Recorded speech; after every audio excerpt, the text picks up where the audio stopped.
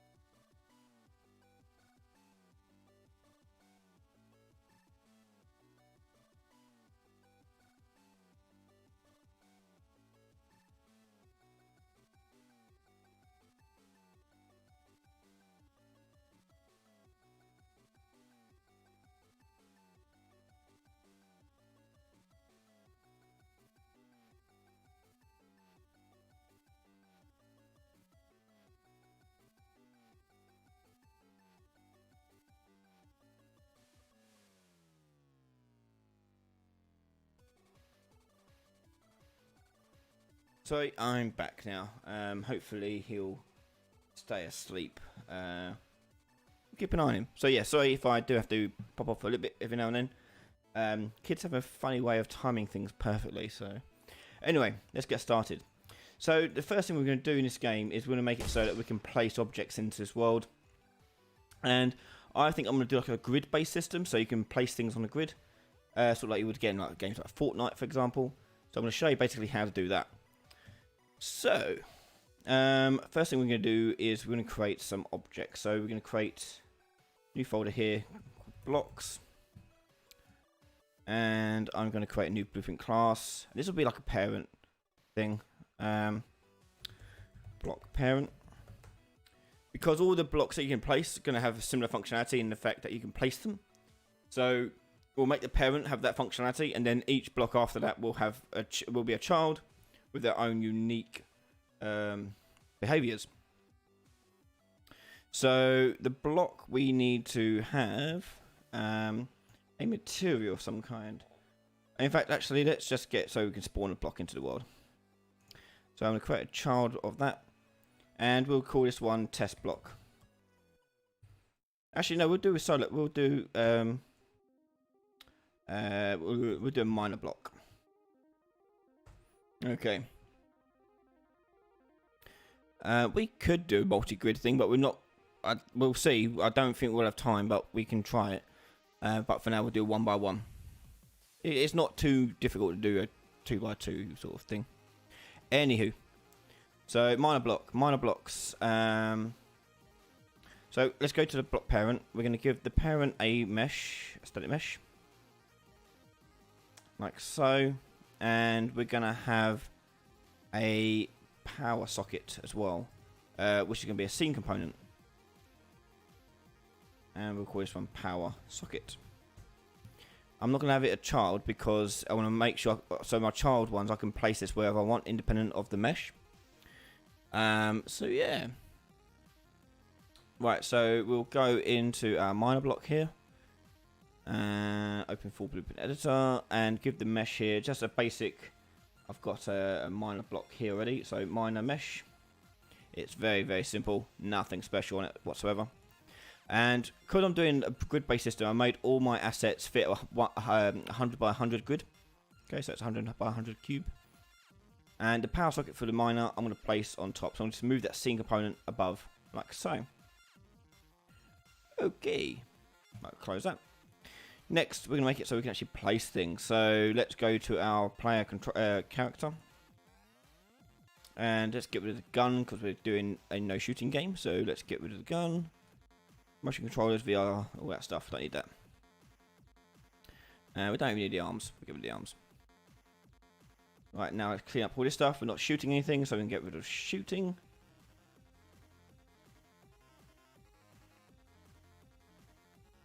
If it'll let me. Why won't it let me? Maybe I've got to get rid of this first.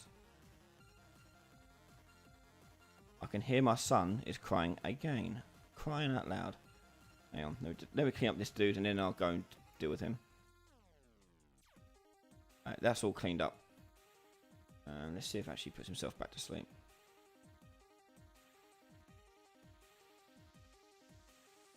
I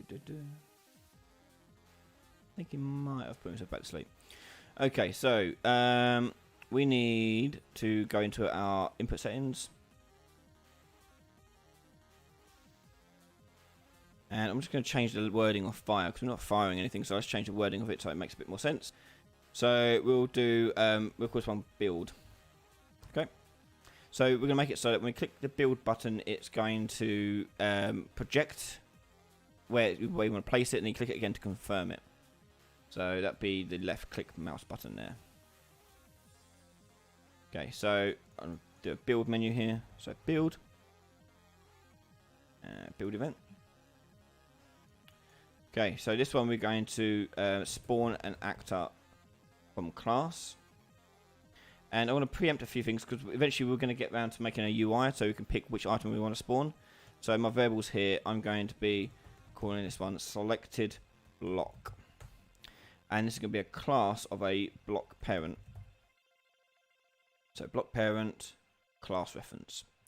And that means I could then use this there. And we'll just set a default value for this selected block to be the minor block. There we go.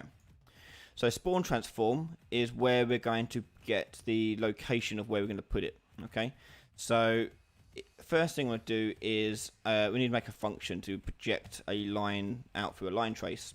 So trace build position. Okay, so here we're going to do a line trace by channel. The start position for this is going to be the actor. So we're going to get actually we'll get the camera position actually. Camera, and we'll do get location, and that'll be the start. The endpoint we're going to do is we're going to offset that by a value. Now the value we're going to offset by depending on the rotation of our camera here. So I'm going to get world rotation, or actually what might be a bit neater is get actor forward vector, and we're going to multiply that by a value. Multiply it by a float. And this is how far away you want it to trace. So let's just do, I don't know, let's say 600 for now. You can always come back and change that. But put that into end. Right, I'm going to have to deal with my son. I'll be right back, okay? Quickly I explain the PT Xbox get forward vector gets the location that you're facing, the direction, sorry, that you're facing. This is normalized, so it goes between 0 and 1. So you have to multiply a length to get a length on it. Anyway, I'll be right back. Sorry.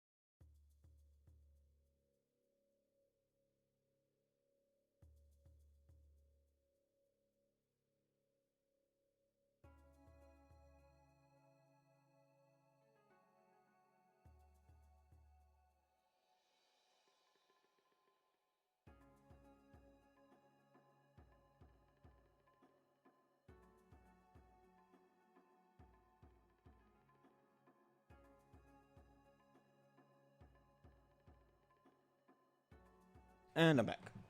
Okay, so sorry to see you go, Brandon. Catch you later.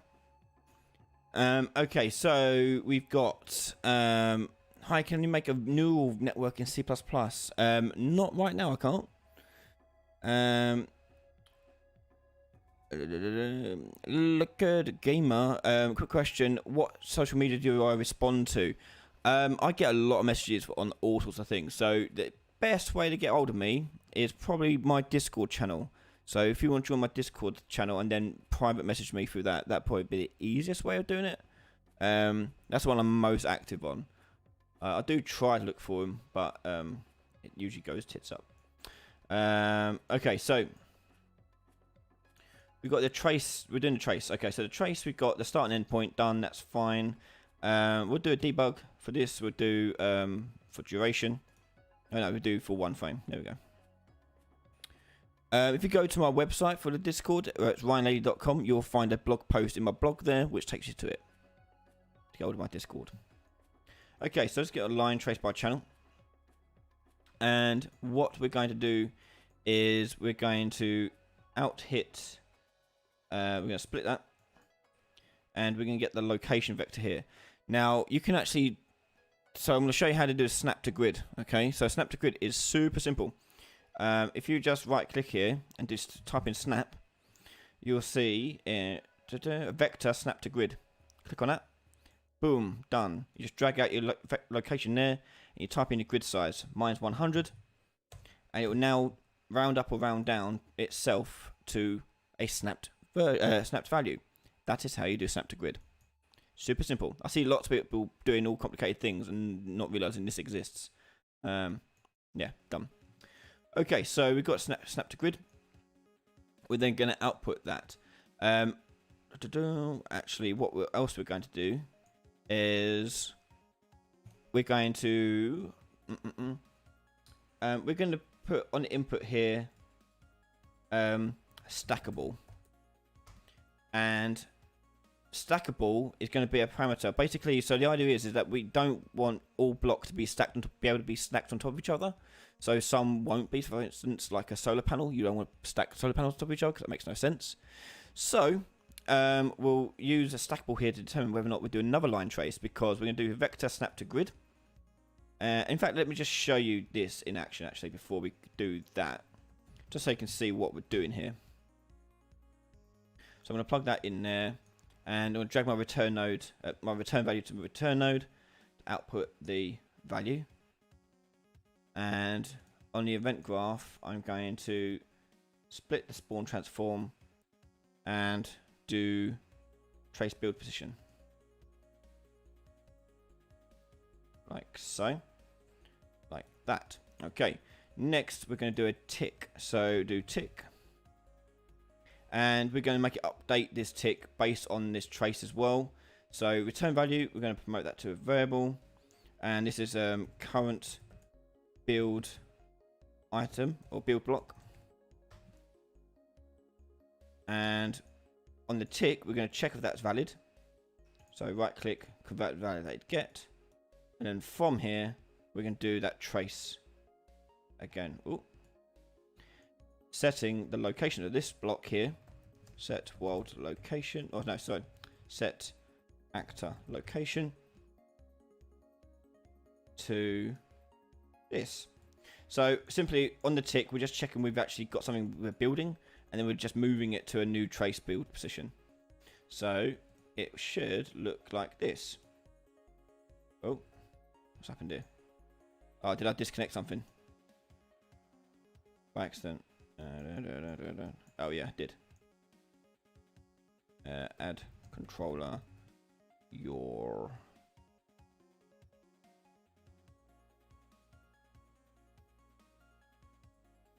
okay. Where is it?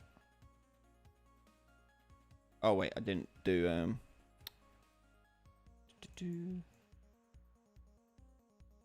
oh no, stackable isn't required. So what's going wrong here? Base get world location, get forward vector.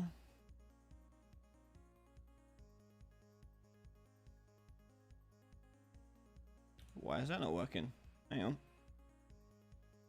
It's not even doing the thing. Form transform translation. Yep. Okay. Okay. Let's just print string this. Oh, hello.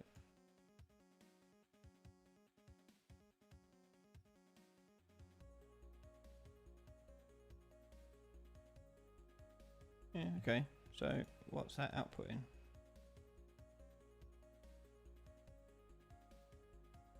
Oh. What's gone wrong there? My trace has gone wrong. Get world location.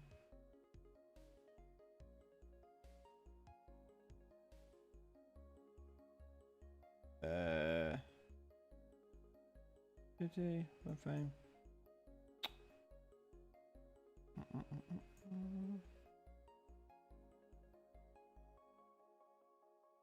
No idea. Why is that not working? 600 forward vector, target vector. Yep.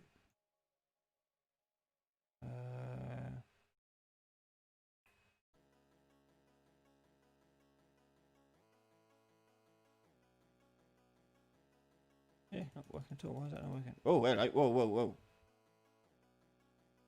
Okay, hang on. Something's gone wrong.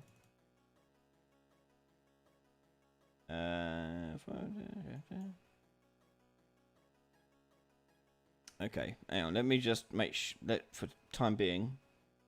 Let's go into our minor block here. Just turn collision off on this. No collision. Because that's all going tits up.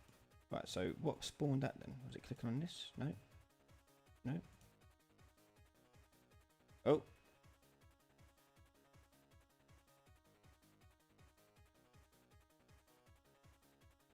What's happened here?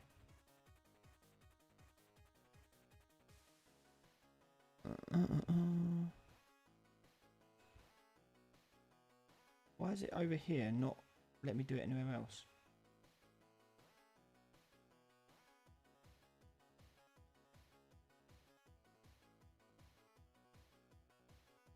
This makes no zero. Right, bug all sense. Hang on.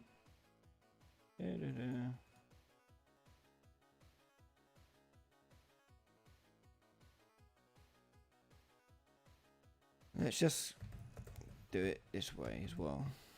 Get to location.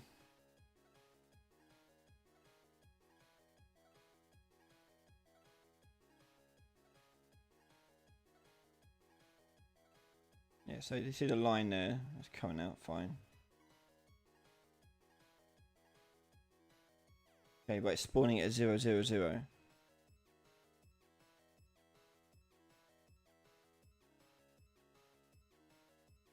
Why is it spawning 0, 0, 0? This is coming out as 0.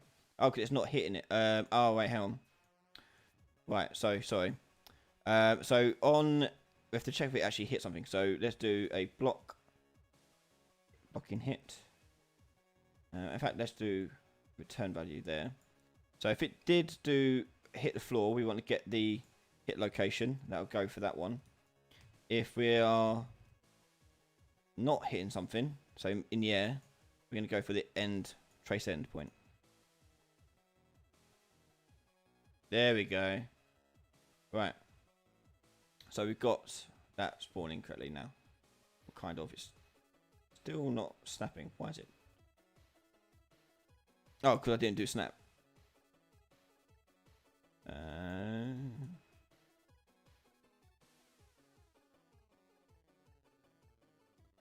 There we go.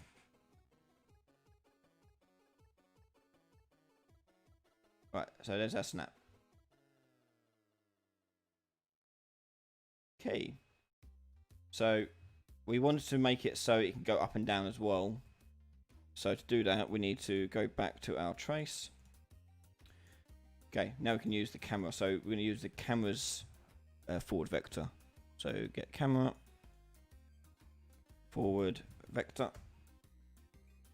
plug that in. Right, so now we can place it wherever we want. Cool. Okay, so that's that working. Right, we've got that part working. Okay, so let's go into our code again here. So that's the trace part working. So the idea behind this, let's just delete that. Don't need that now. So when we click the button again, we want to make it so it confirms the position and stops it. Okay, so on build here at the start, we're going to check whether or not we have the current build block. So get, right click, validate get.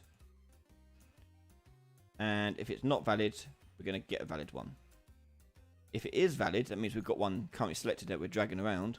We want to stop it dragging it around and just place it on the ground. Okay, so here we're just going to do current build block set and leave it as nothing. And that should stop it from being moved around. So if I now push play and then push the button again, there you go. And I can just build another one. Build another one. Another one. There. And you get a gist. So you can just build stuff up. Like Minecraft. Yeah. So my next thing I want to do for my next trick is I want to make it so that when it is stackable, if I was to move the cursor over here, it will then stack it on top of it, rather than me having to like line myself up here and just plonk it. Okay, so let's go into our thing here, our trace build position, and in here, we're going to do another line trace. Okay, this one is going to trace the floor position. So, new function, trace build floor. Okay, and trace build floor, we're going to do another line trace. But this one's going to go straight down. So we're going to get position. So we're going to trace build floor input position here. We'll do start position. Do vector, and that'll be where the block currently is. So we can take the block's X and Y location. So we're going to split this, and then split this one as well. X and Y we want, but for Z we're going to increase it. So we'll go add float. I don't know. Let's do 1,000. Okay, so it starts off 1,000 in the air, and then we're going to make it plummet to the floor. So the end position is going to be split that again, X and Y the same. But this time it's going to be minus. Oh, sorry. We'll do minus float, and we'll do minus 1,000. Okay, I'm going to make this 500 and the other one 500 as well, so it's not crazy. So that's going to point down, okay, so towards the floor. Then out here, it's going to come out of here, and pretty much the same as what we've got on this one here. So we are going to copy this and paste that there. Condition, return value, hit location here. If it doesn't hit anything, then we go trace end there. Okay, and that should be alright. Let's go compile. Then on trace build position, so the original one we're done, the first one, we're going to check if stackable is true. So we're going to go, if we hit something, which is this one, we're going to do another branch, and we're going to check whether or not our stackable parameter is true or false. So if it's true, we're going to do the new trace, the trace build floor, and the position is going to be that one there.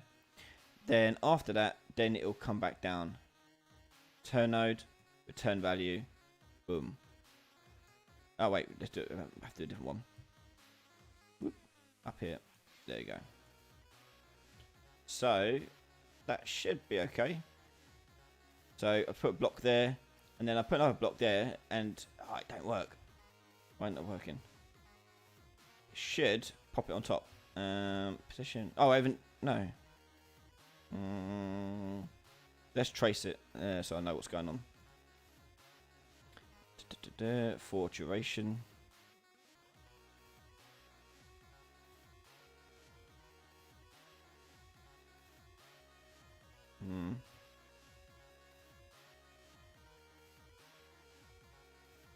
No, why is that not working?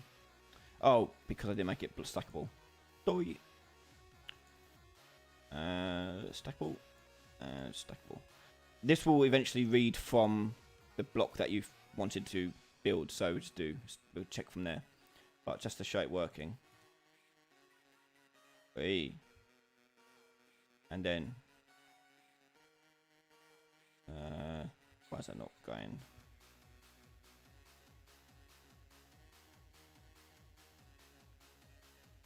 Should pop it up on top.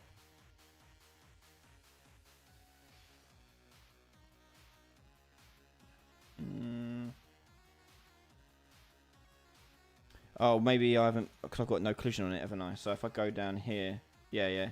So if I change that to custom, because it's using a visibility trace, we're going to take it to block visibility, and we'll take it to overlap everything else, just for whilst we're testing stuff out. So now it responds to line traces. What I should do anyway. Or not. Bloody thing. Hang on. Visibility. Yeah.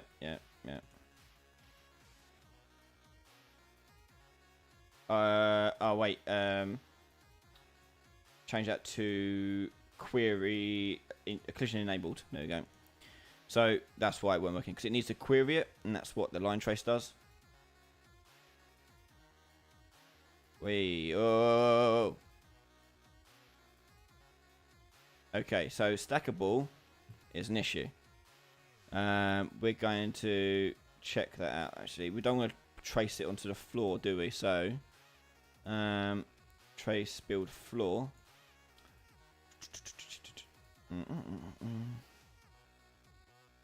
We want to check that it's actually a block, don't we?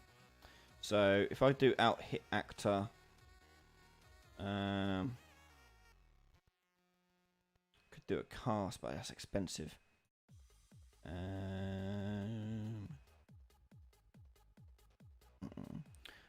We could make another channel. Let's make another channel. So we go into project settings. So you've got visibility and camera. You can actually make your own ones. So you go channel here. In this one, you can collision channels, trace channels. Here you go. New one. This one would be called blocks. And by default will block traces. And then in my block here, mesh, compile that again. You see blocks now appears here. Okay. And we'll take overlap other ones. Oh, we can tell it can keep blocking actually everything else. But on here we can change the trace channel. Compile again. Trace channel here to blocks. So now it ignores the floor and only responds. Well, it should only respond to blocks.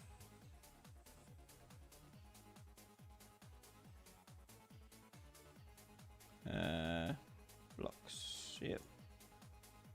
Trace build floor. That should only respond to blocks. Trace build position. Visibility, because that can place anywhere. So why are we being weird?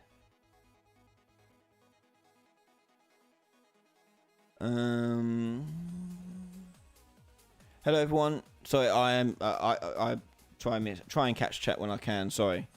Trace build floor. Blocks. I don't want to do anything. Turn that one off. And false will be the start position. No, we'll do this. Start position here. That's it. I think that was the issue. I've still got that problem. Why is it doing that? What the hell?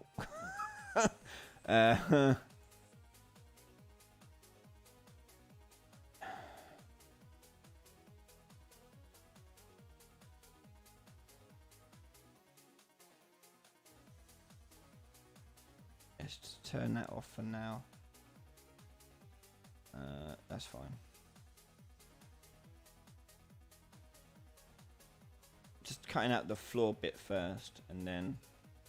Right, so it's the other trace that's causing the issue. It's coming back to me. Why is it doing that? Actor location starts. Trace end will go.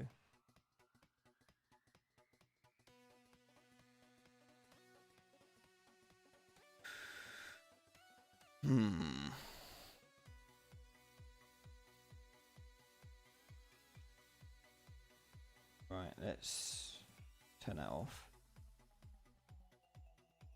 It's like tracing back when it's not hitting hitting something. It's coming back to me for some reason.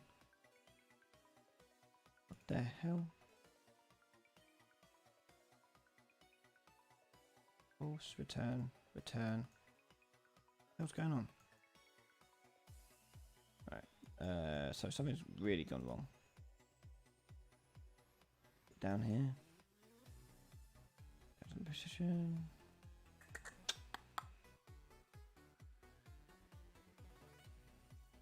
Is there a slight different setup than the way I've used it in the past? Maybe if I go back to the way I've done this in the past, because this doesn't work obviously for some reason.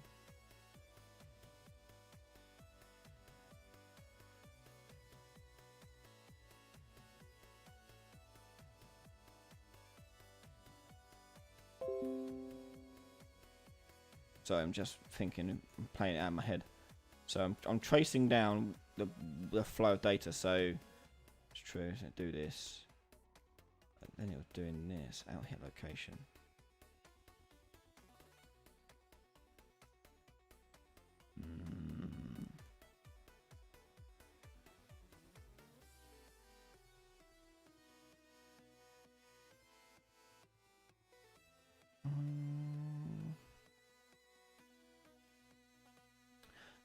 What might be better then is rather than snapping it here,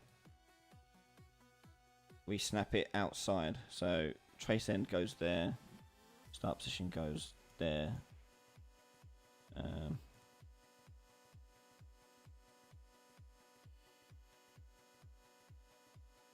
And then we're not snapping here, are we? No, yeah, go with that. Okay, and then on this side of it, things, we snap it here.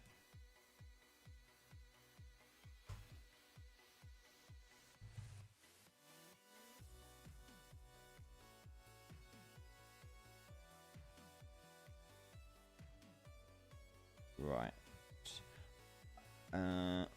I think the floor is at the wrong height. Yeah, hang on. Let's put that at 100.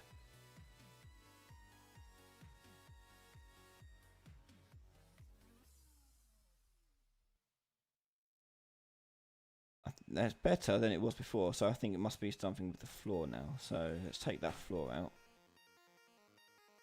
True in there. That in there.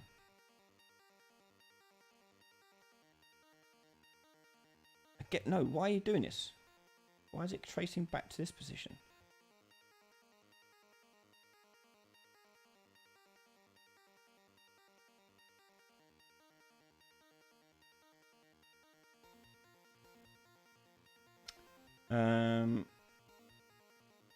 Wait.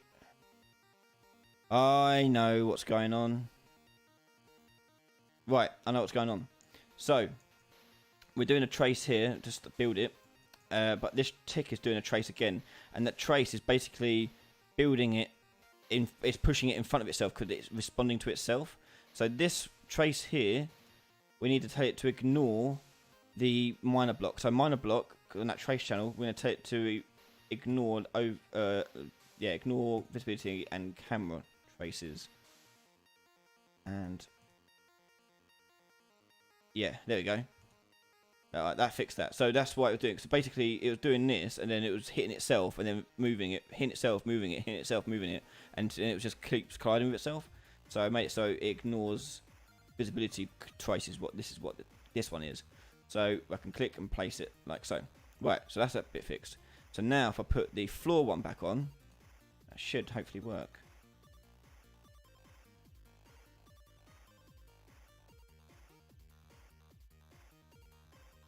So that, oh, hello.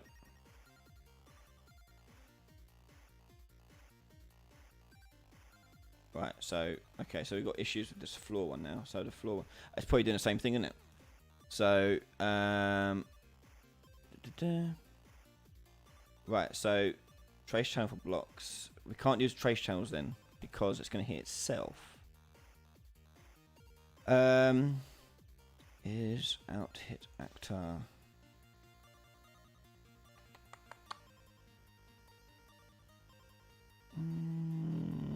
How can we check? I don't want to do a cast because casts could be quite expensive, so you want to avoid them if you can. That's what I'm trying to think of ways of doing it.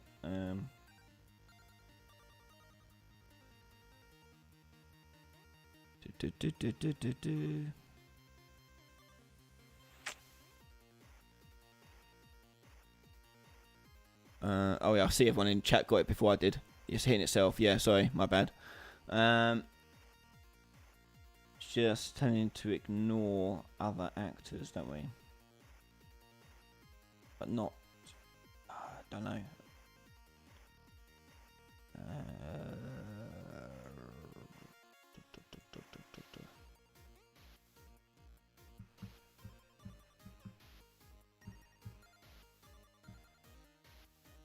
Okay, I'm going to do it the way I did it before when I last done something like this. So I'm just going to get rid of trace build floor here. And disconnect all this. And then I did a... What did I do? I did get something. We'll line trace here.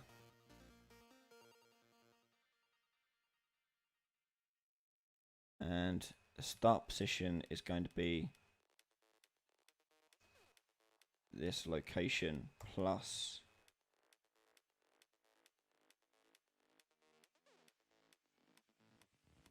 500. Then the end position is going to be this location here. And then out hit is going to be that return value there. It's something like that.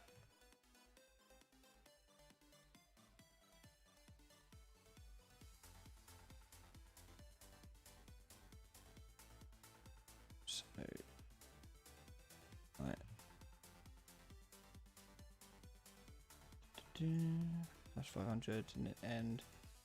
Again, let's duration this. Yeah, why is it doing that?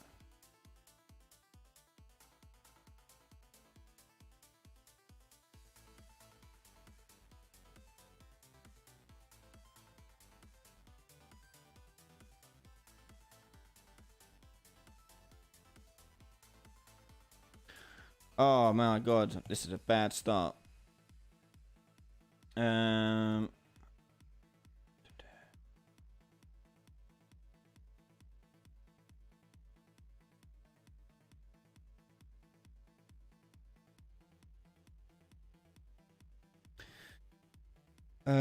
Do a switch. No, not switch. Select. Sorry, select vector.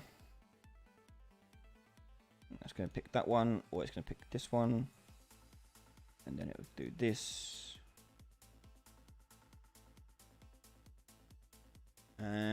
If it's true, it'll go on to here. False down there.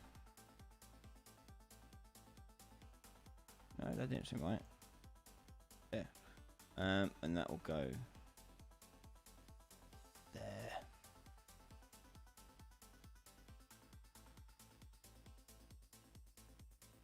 I'm trying to think, how the hell did I make this before?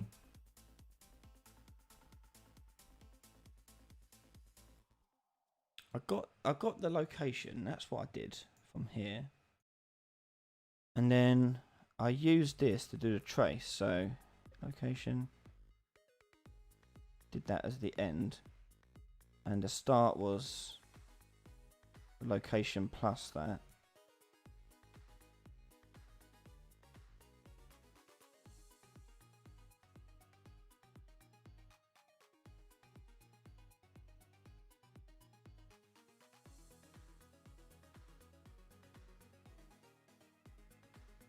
I'm gonna have to load up my old project and have a look how I did it. Hang on. So I don't waste any more time on this. Because this is driving me mental. Why am I doing wrong?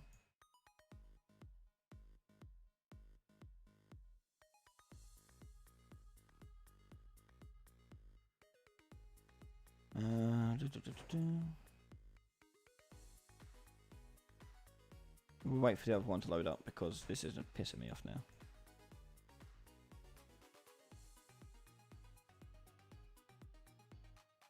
Maybe the heat's getting to me.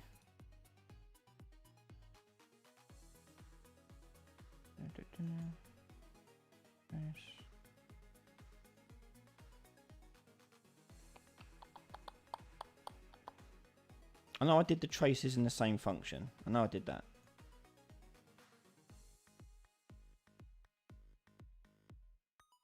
This is similar to what I've done before. So you get the location, that's the endpoint, then it points down. Get this. Let's just get rid of this as well, because that's just adding an extra layer of things.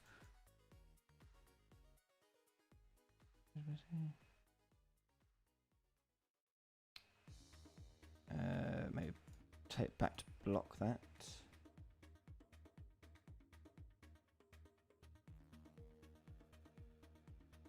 No, it's just breaking it all.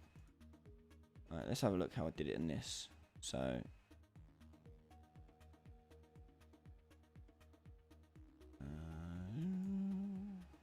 it was in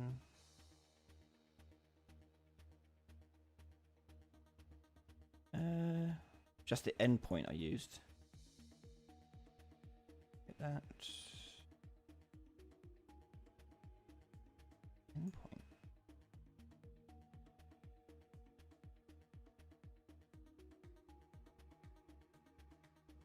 I used physics materials. Did I? Alright, well, let's try that. So, using the endpoint here, Diane, endpoint to start. Oh, and then went down.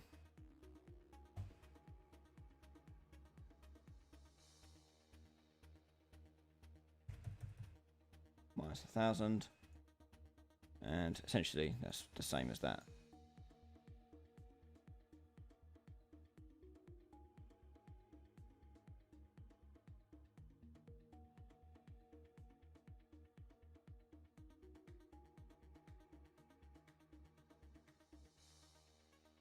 No, what's I miss?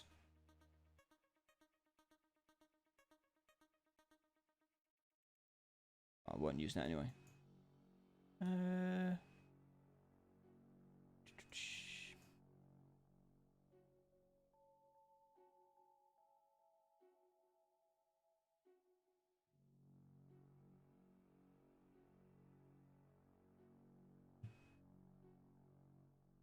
I don't get it. It's pretty much the exact same.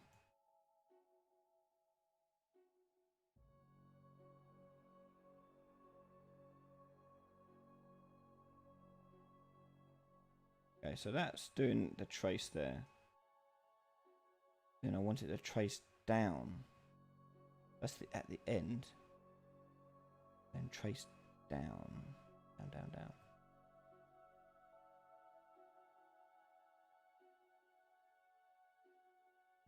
Do do do do.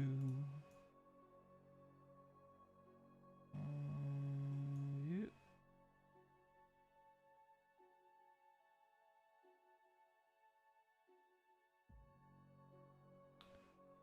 I have no idea why we're getting this shitty attitude from this thing.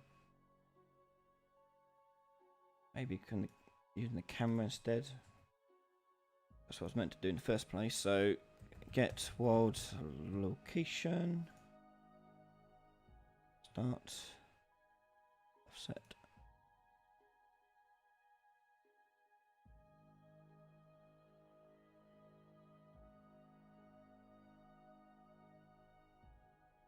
See, when I hit that, it's meant to just pop it on top.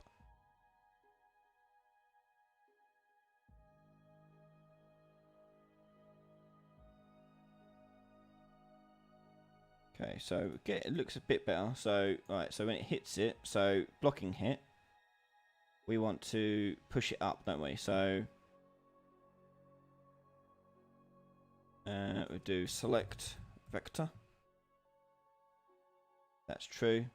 So if it's true, and we hit something, we want to hit location B, would be the trace end, then that will go into there.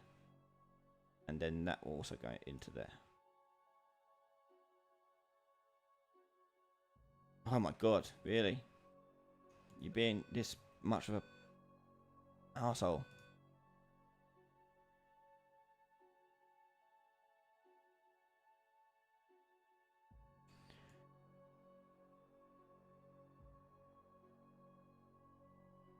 Minus 1,000. Honestly, God, do not know what the difference is. I mean, that's a plus minus 1,000, but it's exactly the same minus 1,000.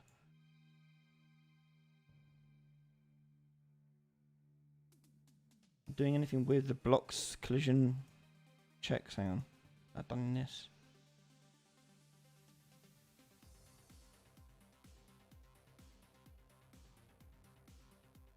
Nothing special.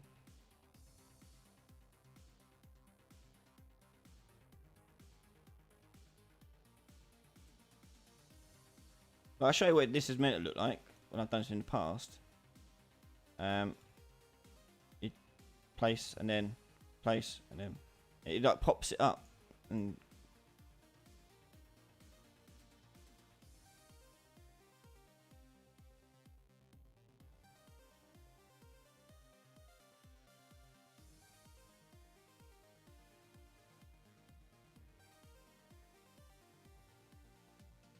maybe I need to snap it on the end here then. Snap.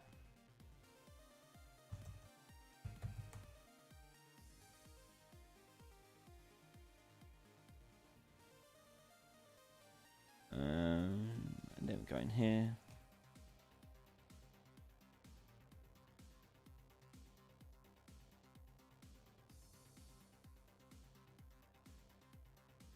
Ah, there you go. Kind of. I want to make it when I hit the floor as well. Right. We're getting there. We're making progress. Okay, so trace build position. We need to do that select vector thing because we don't want it to use the hit end. We want, if we got, maybe if I do it here, select vector.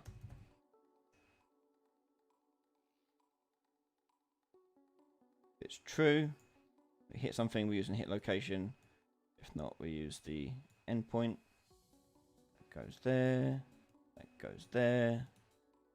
Please work. I'd like to move on to the next bits. Ah, you son of a... For now, we won't bother making it stack. We'll just do bog standard. Start and end. Build. Build. And building at a distance. Type thing. We'll do it like that for now. We'll come back to fixing it properly because I don't want to spend all day doing this. Right, close that stuff now. That's it. Oh my god. Right, anyway. So, let's turn off all the tracing because that's distracting. None. And none.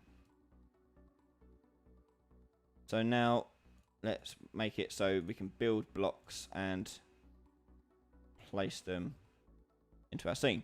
So what I'm going to actually do is I'm going to make it so that they are holograms first and then that you confirm and place them. So for that, we've got the material here. We're going to make another material. And this is going to be, I don't know, hologram mat.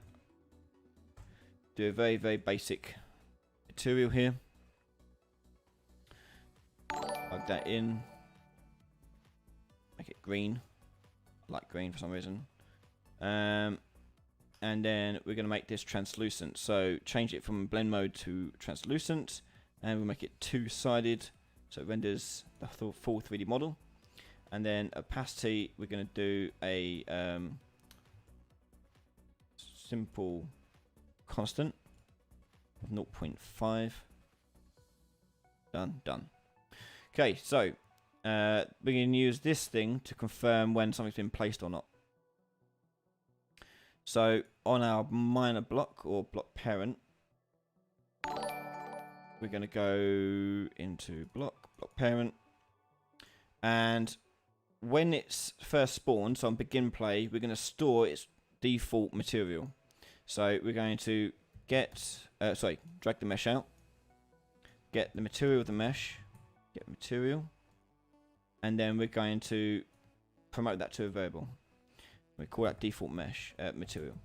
Now the reason why we're doing that is because we need to be able to refer back to it to reset it back to its default material. So we do that, and then we go mesh again, set material, and we're going to choose our hologram. So at start, it starts off with the hologram material. Okay, and then we're going to make a custom function in here called confirm placement. Okay, and when we do that, we're going to get the mesh, set material. Again, this time we're going to use the promoted variable we got earlier. Okay, so now we just need to call this custom event from our character. So then we click the button again up here. We're going to drag from here, confirm placement, and then look that up like so. So now they should spawn as holograms, and then confirm placements. Okay. Right, moving on. Okay, so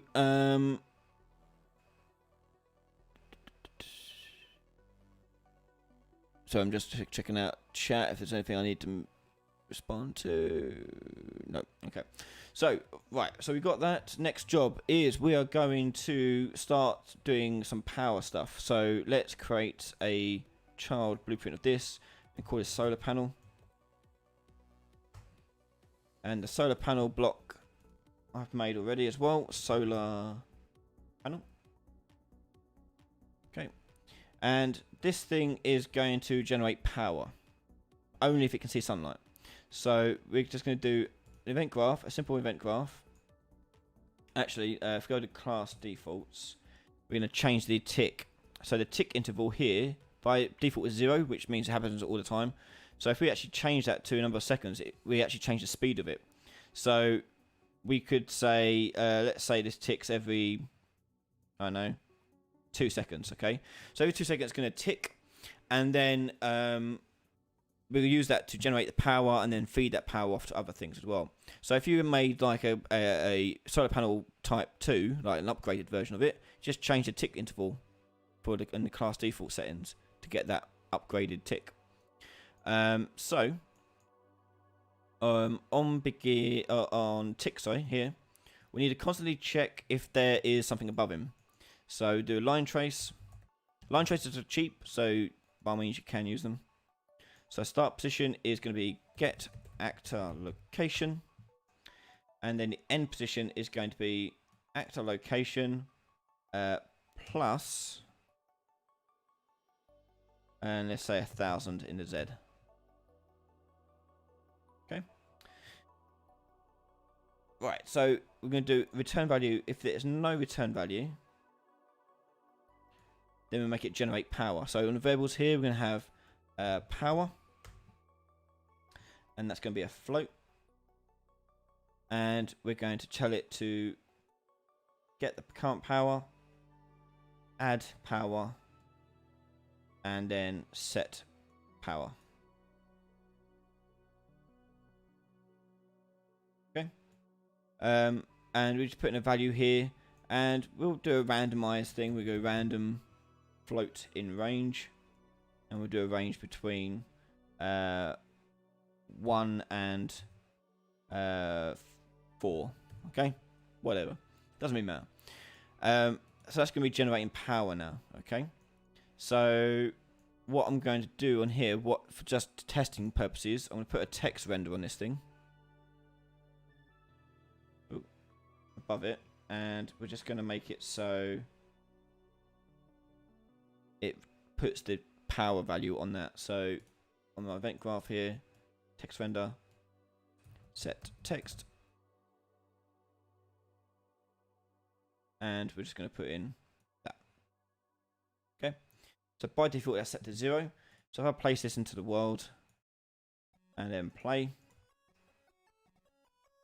1, 3, 7, 10, it's green because we haven't confirmed that we've manually placed it. But you can see the power increasing. Okay, you can see sunlight. But if I was to put, say, a block above it,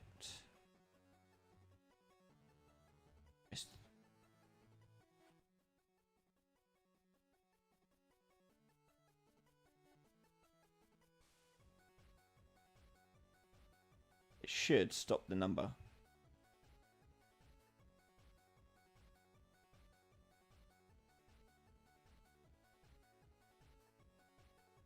Okay, why not? Return it. Oh wait, return. Wait, not just by channel. Return value. False. Let's just debug this. One frame. Actually, no, duration.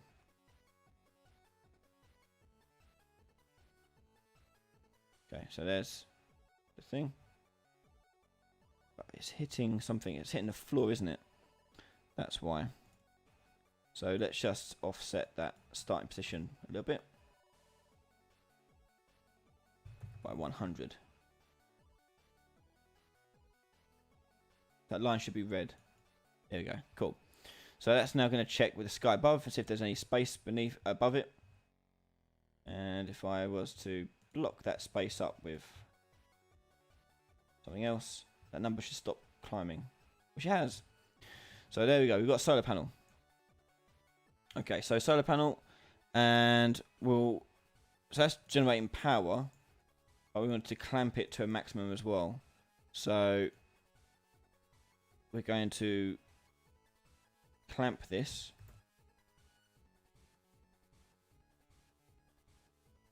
Okay, and we'll put in a here max power. We'll say this has a max power of 50. And we just drag that into max. Allowing the player then to upgrade it later on. Yeah. So that's the solar panel pretty much done its power increase there. And if you want, I'll probably do this as a function. So collapse that to a function. And we'll call this gain power. Okay. Next thing we'll do is make it so we can send power to something else. Okay. So let's make another block, and this will be the power pole. And the power pole is where we can store and batteries and things like that. So mesh power pole, like so. And again, we'll put a text render on this for now, but we'll make a UI stuff for it eventually, hopefully if we have time. Which will show how much power this has in a UI. Change that to center. Okay, compile. Okay, so event graph. This thing has power, so we're going to right click, create a new variable called power. And that's going to be a float. And again, have max power here. And that'll be maximum of, let's say, 100. And this will operate in a tick as well. So in class defaults, our tick for this is going to be let's say 2. And on the tick event, we're going to put in some stuff. So tick. We're going to actually no, we just want to gain power, don't we? So we'll make a gain power function. Ooh, spelling. And we're going to copy over from a solar panel. Because why the hell not? And put that there. And then chuck that result into a return node. Return. And then plug that into there. Okay. So now we're going to work on power sockets. Okay. So on power sockets, we're going to use right click, I think, for the time being. So we're going to go project settings, inputs, and we do cable. What's it called? Cable. This will be right click.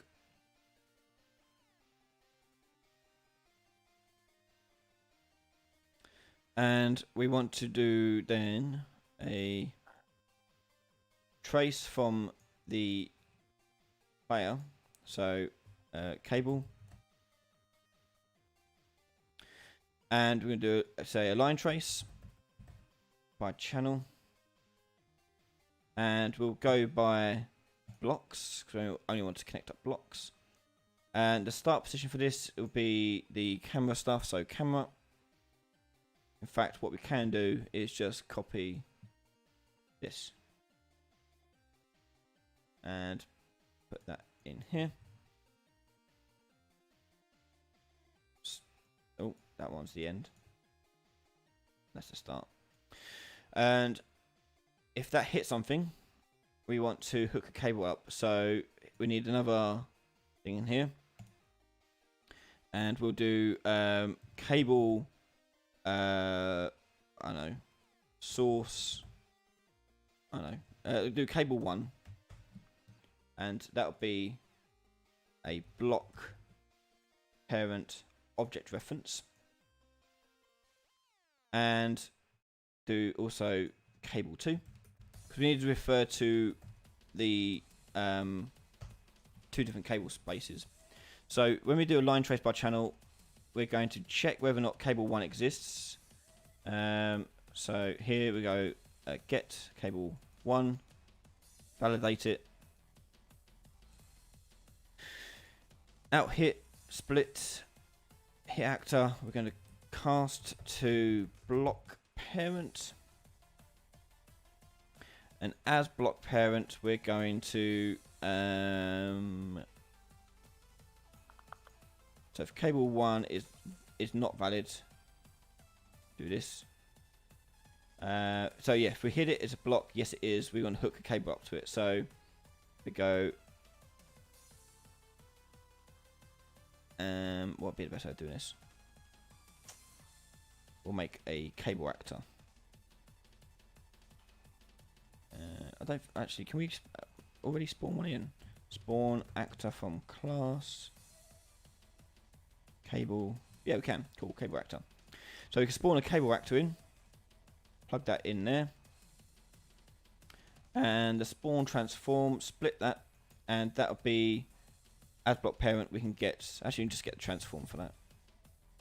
Transform. Actor transform. We'll recombine it. And plug that in. So that's going to spawn the cable actor there. And we're going to, when you see a cable actor, by the way, let's drag one in so you can see the various options. There's a cable actor. Okay, so you've got a start point, so you've got attach start and attach end. So attach start is wherever the root of it is, but the end point is a floating location set here. Okay, so we're going to attach it to a position based on our block, and we set up blocks to have a power socket, like so. So what we're going to do is on the character, when we spawn a cable actor, we're going then to store that as cable 1. No, sorry, block as cable 1. And then if it is valid, i.e. we click the button again, we do another line trace. Again, from the same position.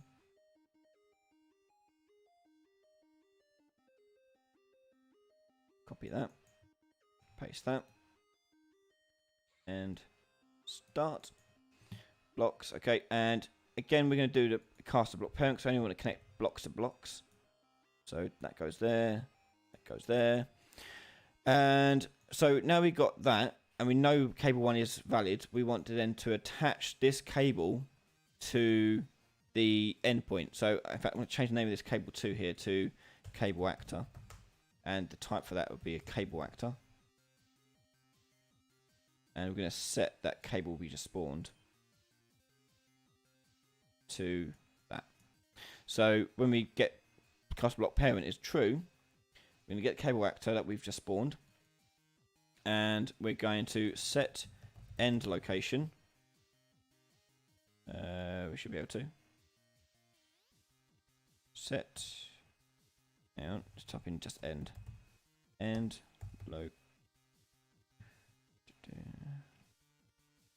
Why can't we change the end location?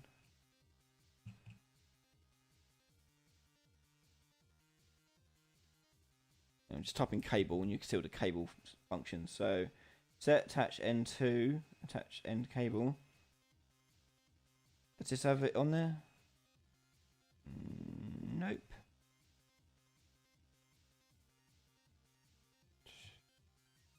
Cable going to turn off context sensitive. Let's find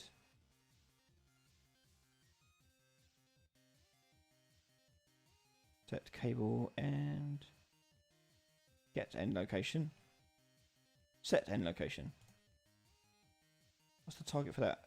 Cable component. Ah, okay. So get the cable component of that then. Yeah, that makes sense. Okay, so do that. Do that. And the end location for this is going to be as block parent power socket. And get location. Turn it back on. Get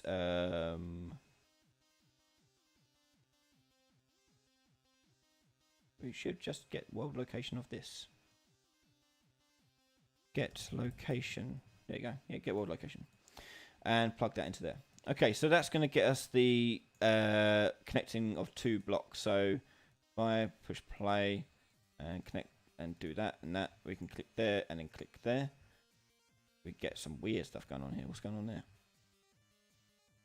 Set end location. Try that again.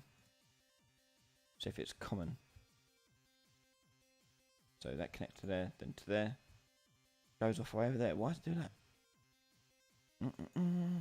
Okay. What have we done wrong? Well, what have I done wrong?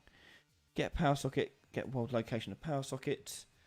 Minor block. The power socket I've put on top, I think. Yeah, there. So it should go there.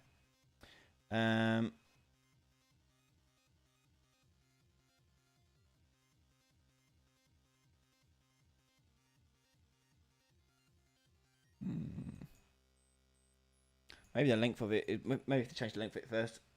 So the length of it, I'm going to get the end location, get distance to that vector, and the vector is going to come from cable 1 actor. Get location, and then we're going to set the cable length. Set length to that value. Add another, I don't know, 20. I don't think that would break it. No.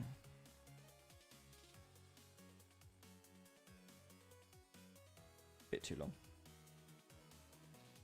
Why is it like that? What's so special about this point?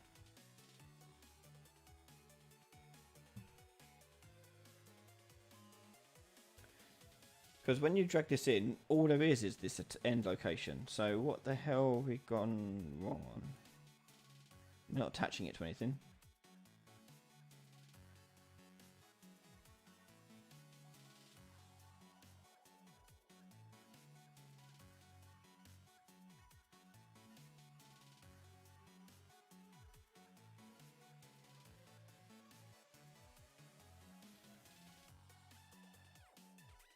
Oh, it's local. Sorry. Yep. It's relative location. Where is it? And oh yeah, I'll just turn around to chat and there you go. Yeah, Callum, relative. Yep. Yeah, well done. Yeah. So get world location. We want that to be relative to this location here. So what we can just do is do that minus. No. We're gonna get. How do we do that?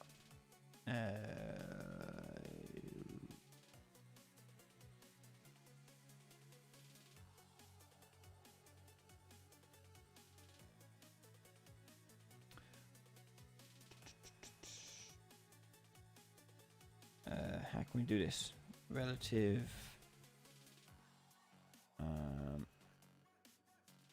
We want to get the difference, don't we? So do that minus. Just try it. So, world location minus the location of the cable actor.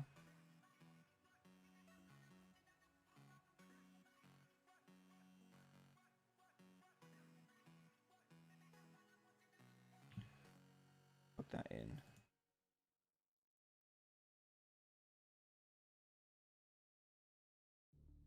That's a bit better. Bit too long now. So let's just fix that.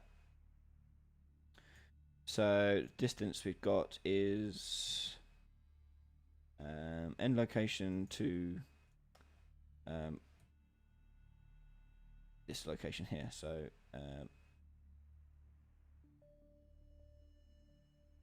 actually no, we don't need to do that. We just do the length of this end location, don't we?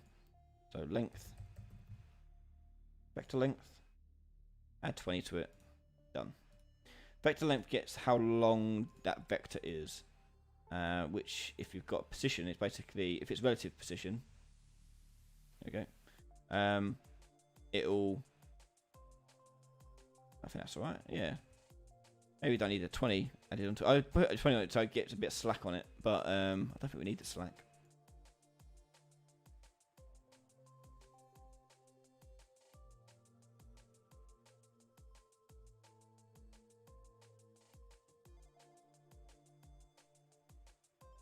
Yeah, I don't think you need a slack.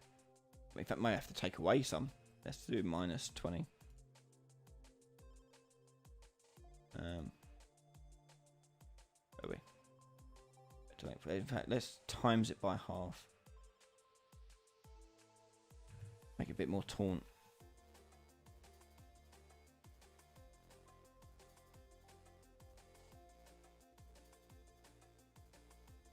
That's a bit better. There you go. So we'll have these cables set up. So now we've got that set up, we need to tell these machines that they're connected to something. Okay. So on the block parent, we need to set up a new variable on here. So we'll do connected block, and this will be the power block. So let's actually change that to connected power,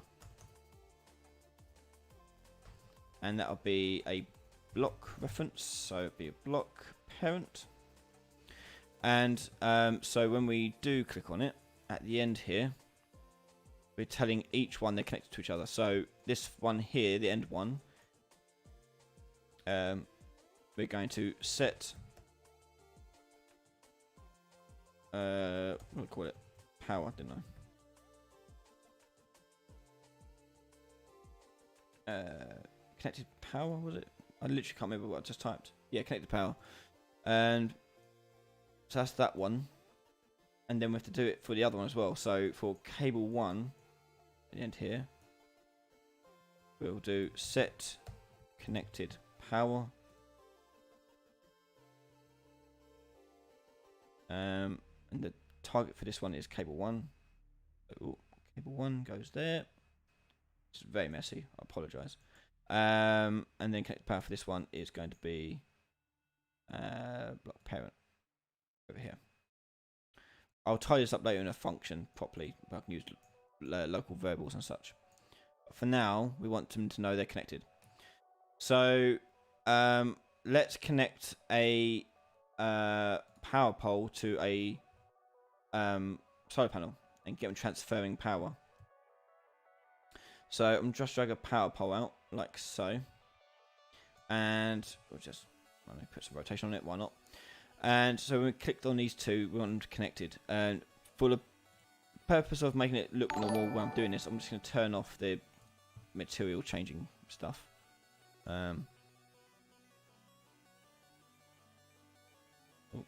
So if I were to connect this to this, I have to move the power points, but there you go, they'll be connected. And once it's connected, I want this to transfer power to this one. Okay, so this number will go up, the other one will go down. So we'll do first of all, let's just raise the thing on this. So power pole, the power socket, we're going to raise up to the top here and compile that. So the panel, power socket up like so, why not? Okay, so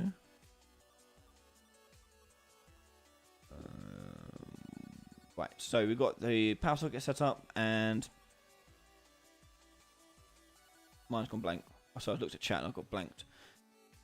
Okay, so we need to transfer power. So solar panel, we're going to go event graph So this thing is the power source. Okay, so what we're going to do is on the tick, we're going to check whether or not we're connected to any power. Okay, so we need to get connected power, and we need to check if that is got a value on it. So convert that to validated get, and if we tick and we can see sky, that's fine. Do this, and if we don't, in fact, we always want to. Let's just disconnect stuff here. We always want to gain power, so that will go there, and then we're going to go check what we're connected to. If we're connected to something, we're going to send power to it. Okay, so send power to the resulting thing. So connect power. We're going to tell it to gain power. I thought I put gain power on it. Gain power, yeah. Oh, it's because, in fact, let's make gain power a parent type function. So on block parent, let's do the function on there.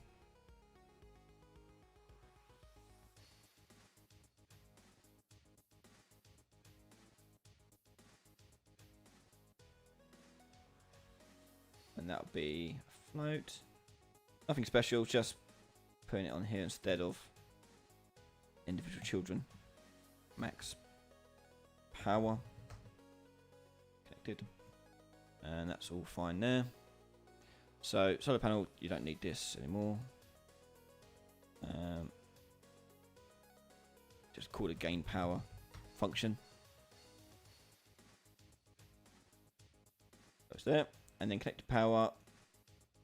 We take the gain power from this, and what we'll do is we'll put in that function a parameter here, the amount of power gained. So power gained float, and power gained will go into there. Oh wait, not there. Power gained will go into we need to go either way here, don't we? Plus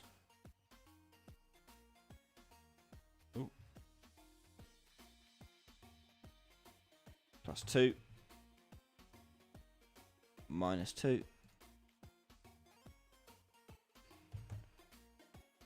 Okay, and it goes up like so.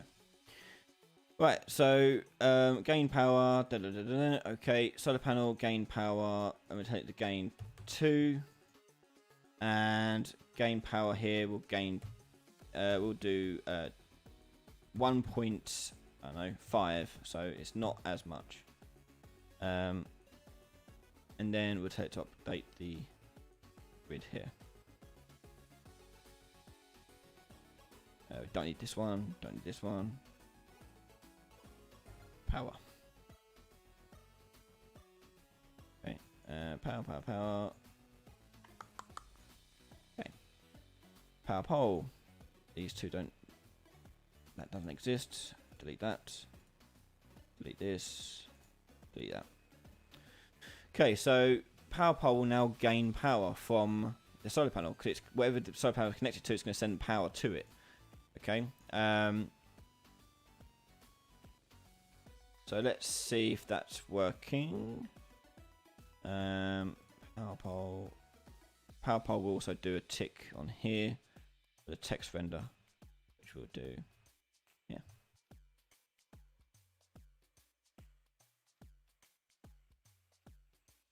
Okay. So if I connect this to this, so 0. Maybe I should wait for some power to go to it first.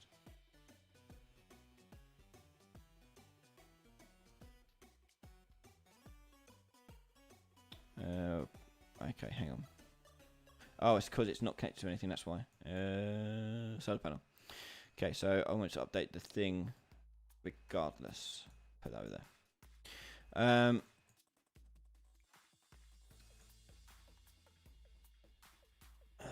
that's a pain in the bum.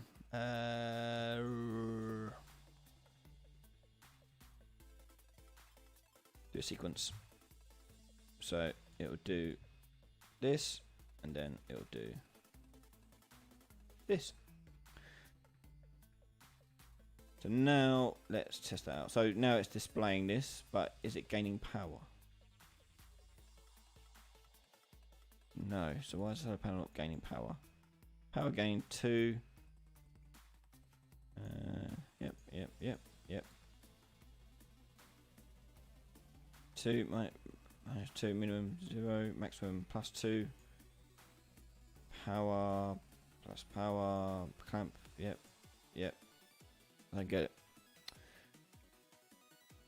Hi Sophian. At the moment we're trying to get blocks to power each other up in a sort of factory sim.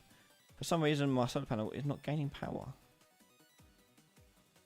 2.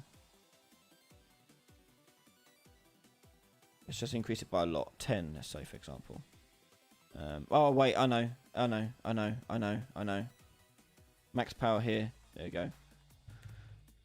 That's why it was clamping it to max power. Max power was 0, so therefore it's never going higher than 0.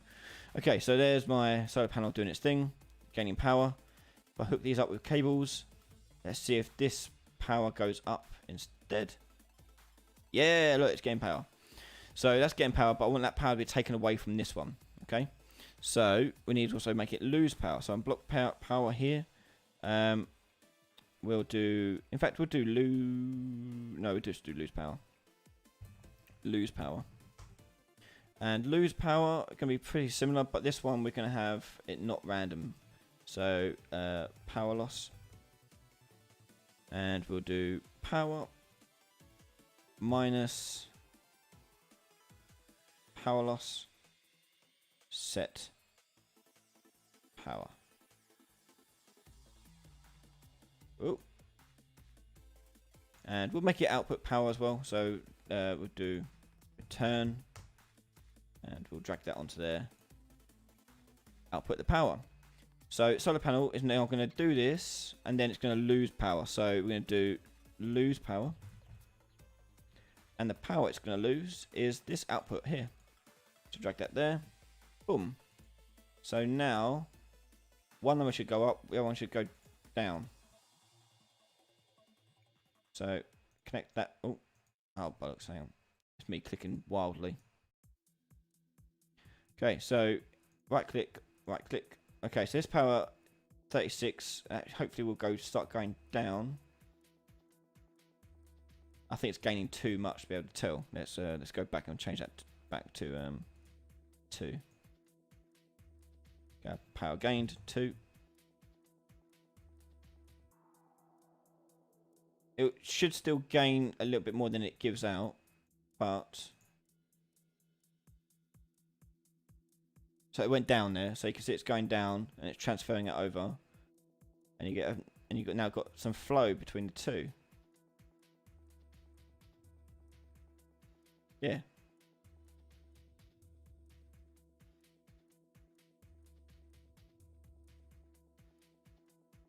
Brilliant. Okay, so that's now powering our power pole. Okay.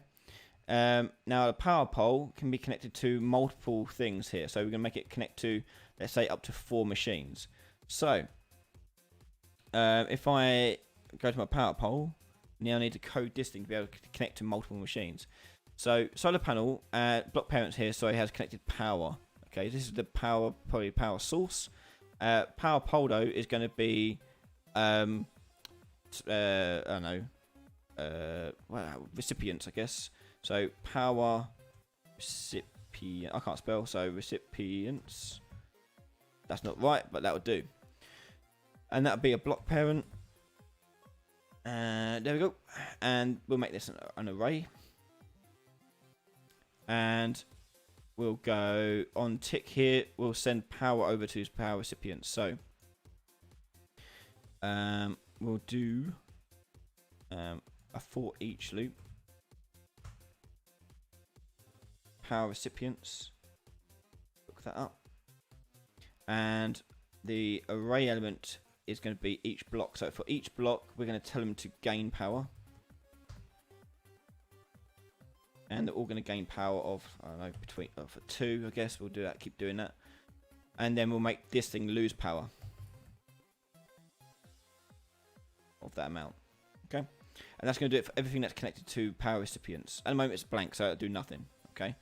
But when we add a pole bracket to this, so on this one, we've got connected parent power to this. We want to check if it's a power pole, so we need to be a bit clever about this. We can't just do a simple variable addition. So, so I'm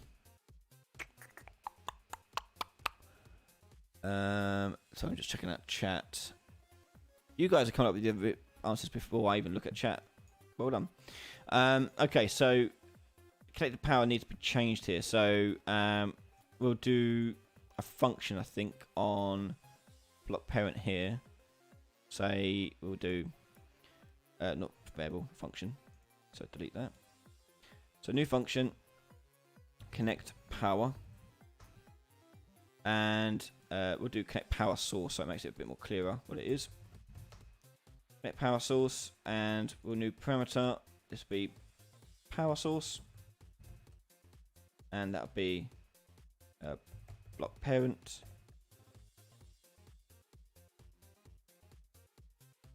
Okay, and so power source is simply going to set connected power here to that. Okay, so when we do first person character, we're gonna do try and get some organization in here. So for this block here, we're going to set the power source for this thing. Well, I don't know which order we're clicking on, do we? So that's not going to help. Right, okay. Undo. Right, connected power.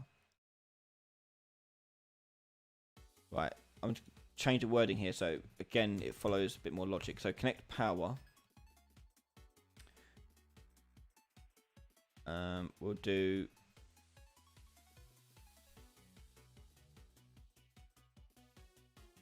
I don't know. Connection target. I don't know. Right, connected power. That. I think power pole will just have multiple connected powers.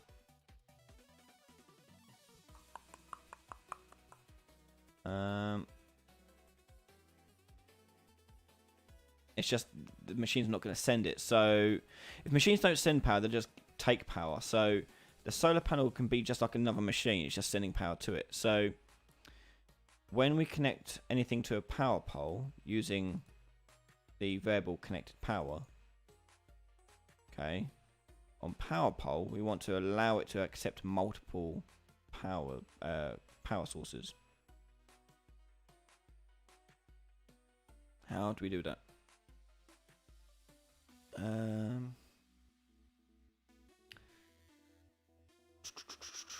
I think we'll have to do it as a function.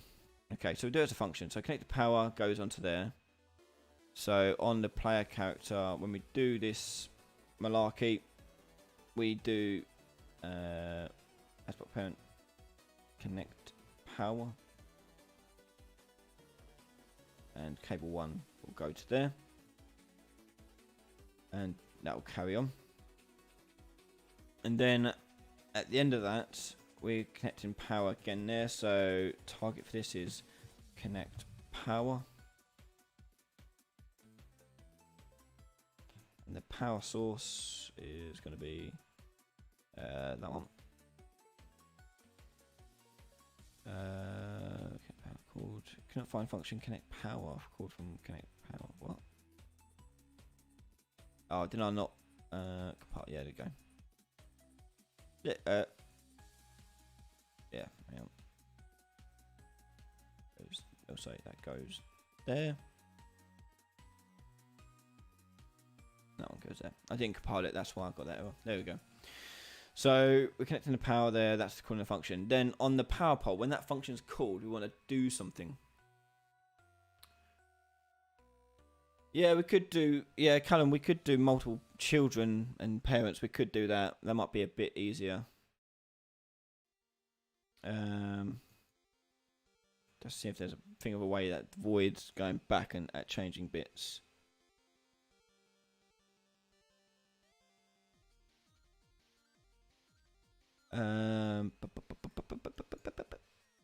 Right. Okay. This is what we're gonna do.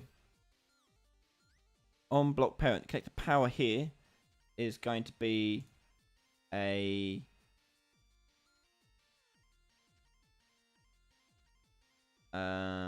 map. Could do a map.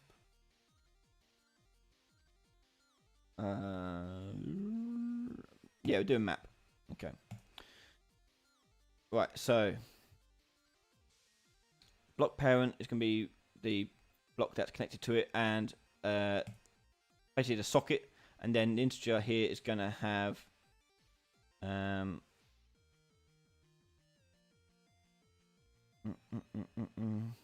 could do Boolean, I guess. Okay, so it's going to come up with load of errors. Hang on. Yeah. Okay, so we're going to get connected power, and we're going to find. No. How are we going to do this? Again.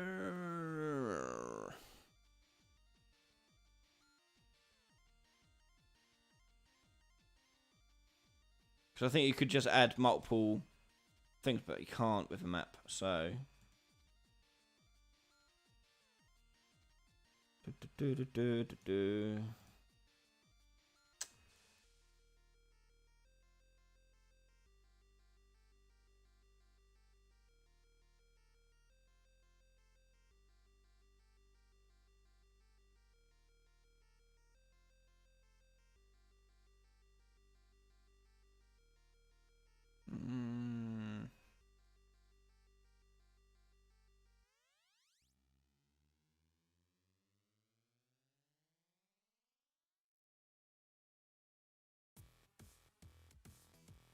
An array.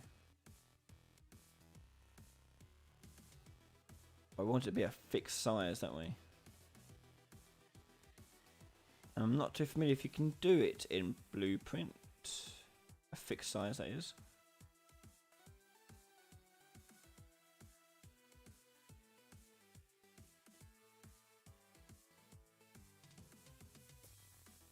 Oh no, I don't.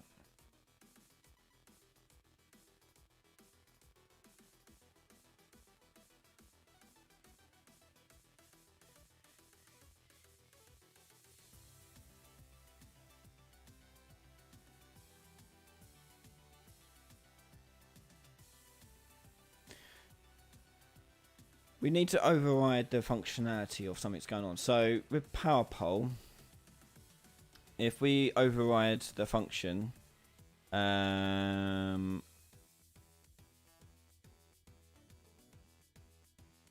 of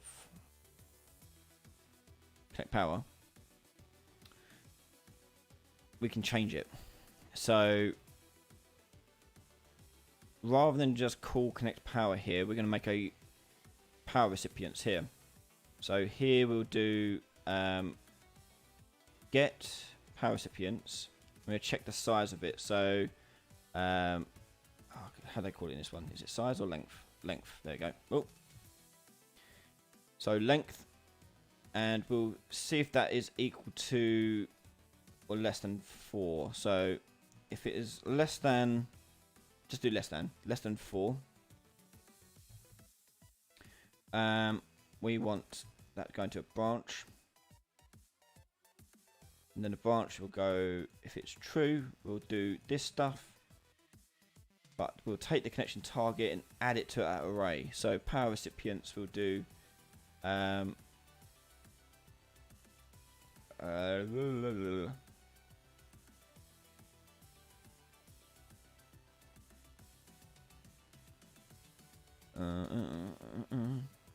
so yeah, rather than do that connection target, we'll just do this. There we go. Yeah, that's it. So we do the length, do that, and then we'll get the power recipients and then set no available. That's it. Yeah, sorry. No, we'll add. I can't remember now which one it is. Add item to array. Add unique. Add unique. That's what we want.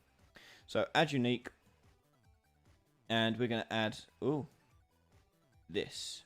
So if the power recipients is less than 4, so we've got less than 4 things connected to it.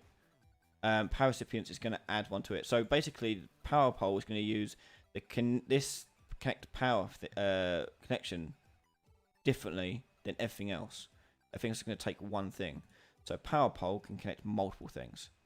Okay. Then on the event graph, on the tick, we're going to take all of those power recipients and tell them to gain power and this pole to lose power. So let's test this out. But I don't want it to gain power if it is a solar panel, do I? Oh.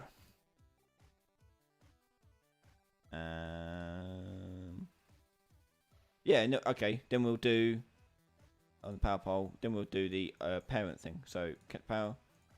And we'll do the call to parent. Do that. And connection target is no. Ah, this is really annoying me.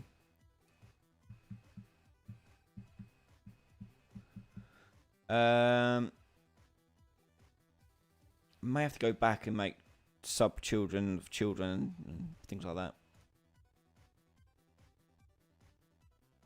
Connect power. Marching. Oh. I'll tell you what, because we've only got one power source. If you're doing this and you have multiple power sources, make a child for all your power things. So with connection target here, we're going to do that up there, and then only do that if we're going to do a cast here to solar panel. But if you had multiple, it'd be the child, that parent. Sorry, the parent of all your power generators here. But I've only got one power generator, so I'm just use that. So if it is a solar panel, we're going to tell it to do the usual stuff. Connect to a solar panel. Like so. If it isn't a solar panel when its function's called, it's going to do this and add it as a power recipient. Then, on the event graph, it's going to do power recipients and do all of the gain power, lose power stuff. Let's just test this, see where we're at with this. So, let's place that block there. I need to add a text field to that, but never mind, we'll do it in a minute. So, attach that to that, and then attach that to that. There. Oh, hang on. Oh, wait, I didn't clear the thing. So, after we do this, we need to clear cable 1. So set that to nothing, and set this to nothing. Right, try that again. Right, so there's our block. So we connect this to this, and that'll start transferring power over. Or not.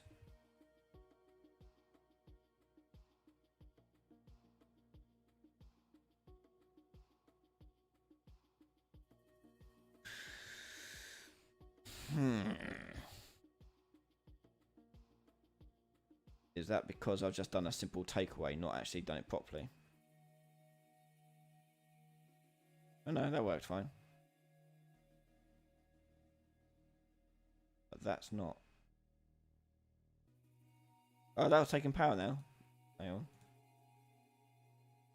Sorry, let's put that there. So connect that to that. Is that taking power now?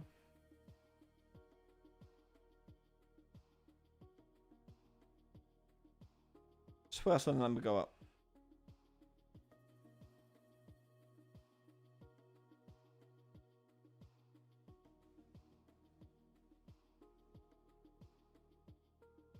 Maybe I'm seeing things. Right, anyway. Yeah, it doesn't check if the part. Yeah, we haven't done that bit yet. Let's just get transferring stuff over.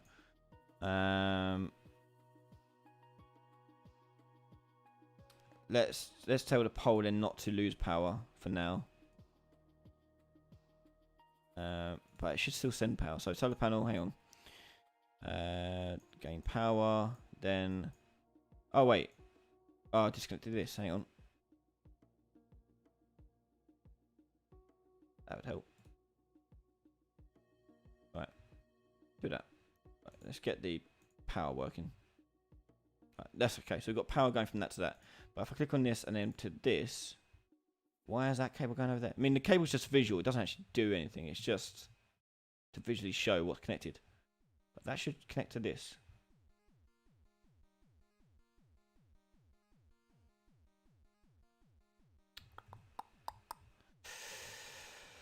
Oosh. Oh, hang on. Okay. Right, hang on. Okay. So.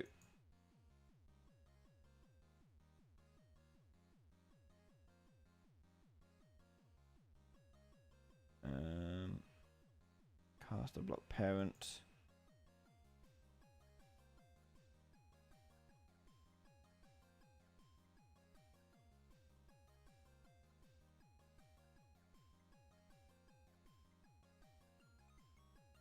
Hello, Buff. So connect power goes to the thing. It's just space things out a bit so we can actually read what's going on.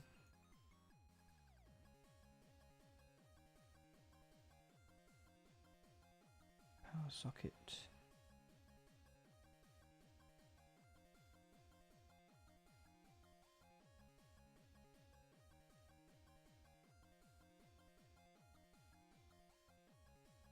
Right, so when I click the cable button, if cable's not valid, it builds the block out, connects to the cable, which it done, and then sets cable 1 to that, and we get the cable actor.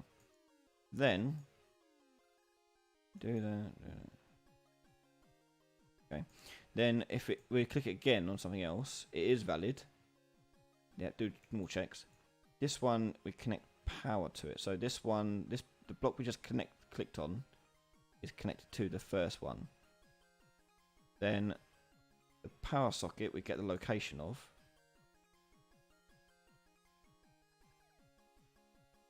It works first time, one second. Vector length. And let me just test something out. I've got a theory. Oh. Okay, so it doesn't like it when it connects from that to that. I've got a feeling it's because we're not doing the proper connection, getting the relative location. So let's work out the correct way of doing the actual location. It's this bit that's doing the weird power thing. We need to get what that is in location relative to the cable actor. And I don't know what node does it. I can't remember the last time I've ever done that. So, oh, hello.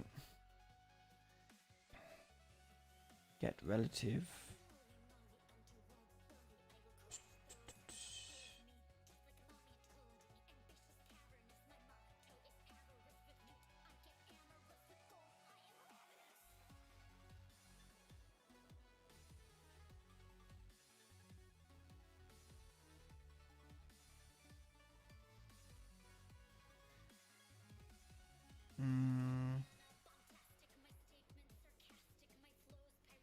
Relative transform. No.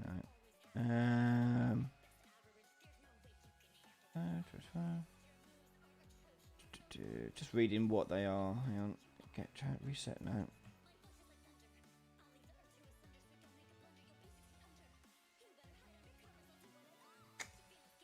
Any ideas in chat? If anyone used that something before, how to get the relative location of one object compared to the another object.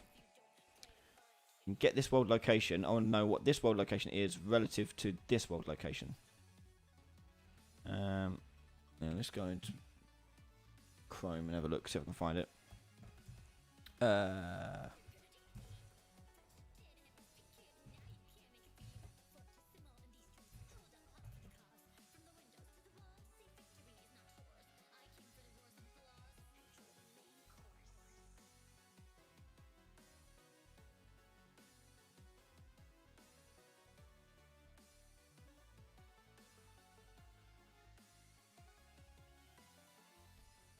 oh, right, okay. I'll see. I found it. Yeah, inverse transform. Callum got it. Yep, there. Inverse transform. So we get the transformation of this one. Transform. And inverse it. Inverse transform. No, that looks different.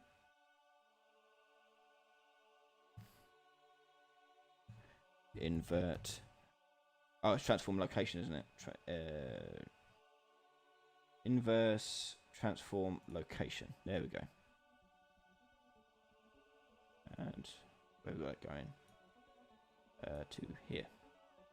No, here. Right, let's try that out.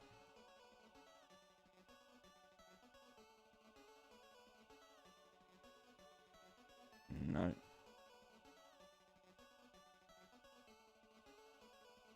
I've done it the right way around, haven't I? Guess the current component to world transform of this for this component.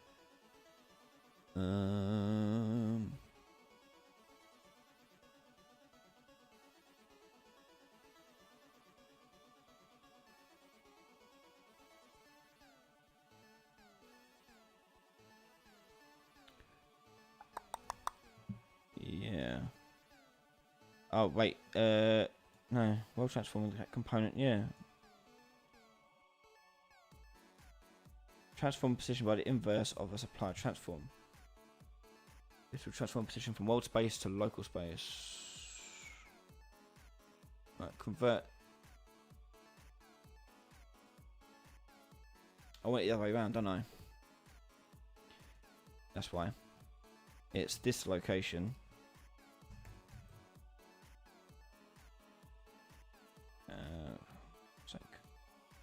Get. Get world location. There we go. And then that goes there. Get transform.